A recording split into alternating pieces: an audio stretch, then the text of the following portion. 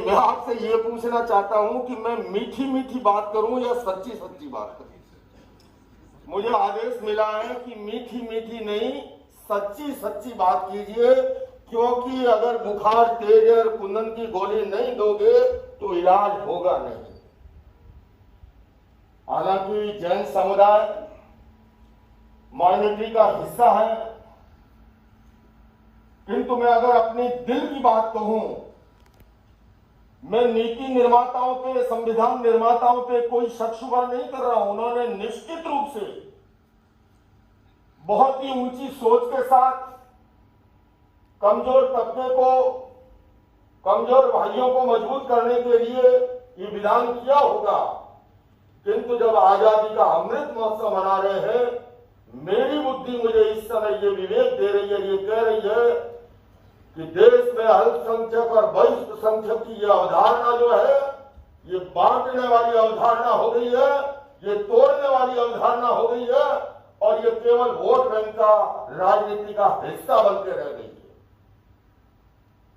बल्कि मैं तो अपने मुस्लिम भाइयों से बड़ी प्यार और मोहब्बत से उन्हें गुजारिश और अपील करना चाहूंगा कि वो खुद आगे आकर के ये कहे कि हम इस देश की मुख्य धारा से जुड़ना चाहते हैं, समरसता पैदा करना चाहते हैं। हमें इसकी नहीं, हमें सबका विकास और सबके विश्वास की धारा के साथ जोड़ा जाए।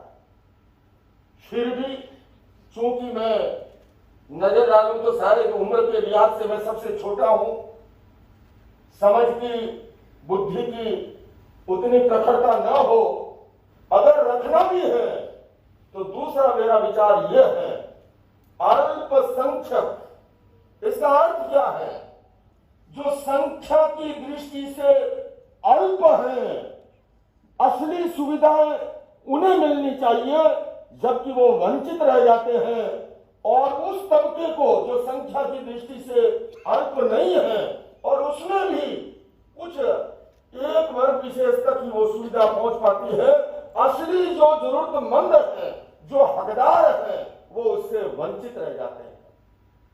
बंधुओं और बहनों, जिस समय हमारा देश आजादी का अमृत महोत्सव मना रहा है, G20 की अध्यक्षता कर रहा है, और जिस तेजी से हमारा देश आगे बढ़ रहा है, हमारे माननीय लोकप्रिय प्रधानमंत्री नरेंद्र मोदी जी के अथक पुरुषार्थ से आज विदेशों में भी जिस तरह से इस देश की ख्याति बढ़ रही है, ऐसे के अंदर बहुत सी बाहर की ताकतें, बहुत सी अंदर की ताकतें हम सोच सकते हैं जो इस तरह से तेजी से बढ़ता नहीं देखना चाहते हैं, वो खड़ा करेंगे।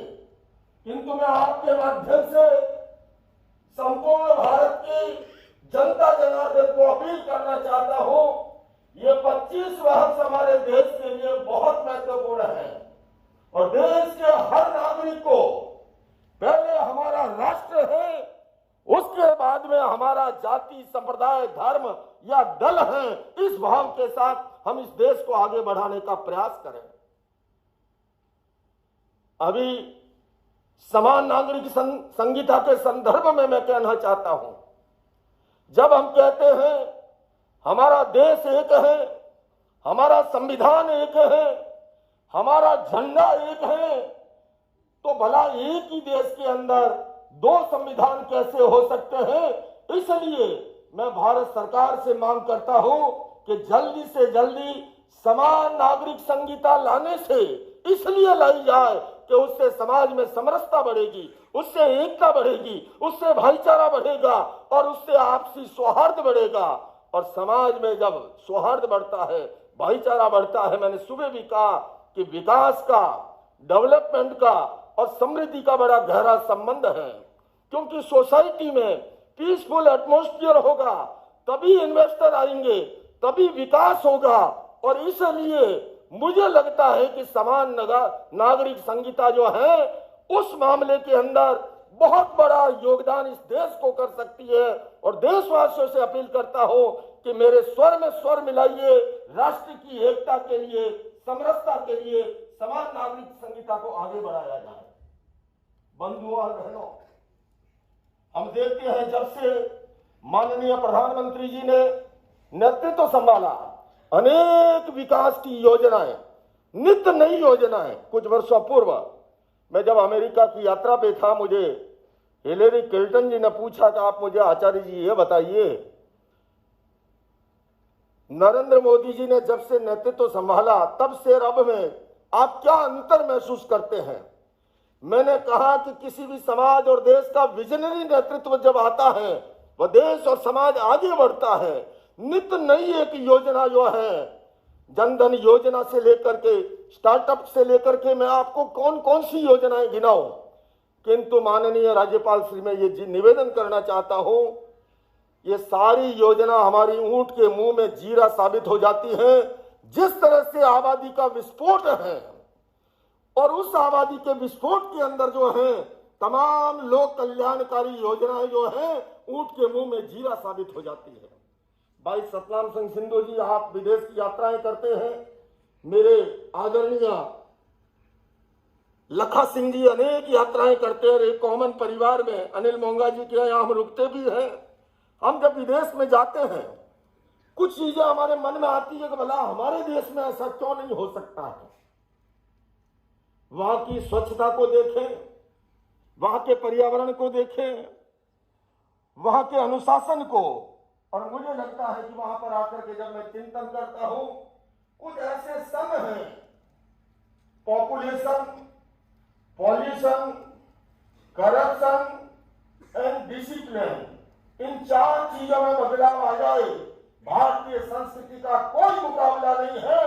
पूरे विश्व के अंदर जो है भारत सबसे आगे हो सकता है। और उसके लिए हमें जनसंख्या के नियंत्रण के, मैं ये नहीं कह रहा हूं कोई कानून की बात, देशवासियों के भीतर ये चेतना जागे। जैन समुदाय के अंदर भगवान महावीर ने 5 महाव्रत साधु के लिए विधान किया, तो उन्होंने 12 अनुव्रत श्रावक के लिए दिया, और उसके अंदर एक अनुव्रत ये भी है कि कैसे में अनुशासन के द्वारा, संयम के द्वारा जो है हमारा ध्यान क्वांटिटी में ज्यादा होता है।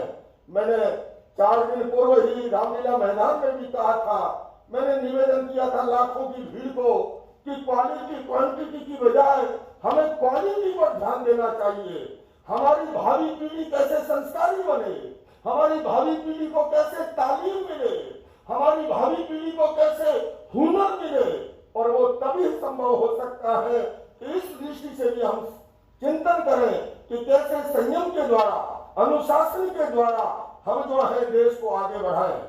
मैं अधिक लंबा समय लिए बगैर मैं आभार प्रकट करना चाहूंगा आयोजक भाई सतनाम सिंह जी सिंधु का, कि उन्होंने हम सबको एक मंच पर ला करके आज विचार करने का, चिंतन करने का, क्योंकि सहआसन, सह चिंतन अनेक समस्याओं का समाधान, युद्ध, हिंसा, आतंक किसी समस्या का समाधान नहीं है।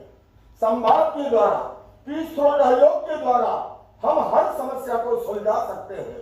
हमारा ये खूबसूरत देश अनेकता में एकता जिसकी मौलिक विशेषता है, बहुलतावादी संस्कृति हमारे देश की खूबी है, और उसी कारण से पूरी दुनिया में हमारा सम्मान है। हम सबका ये कर्तव्य है, बंधुओं और बहनों, अगर भगवान महावीर के शब्दों में कहो, वह अनेकांतवादी शैली, वो बहुलतावादी संस्कृति, उस संस्कृति के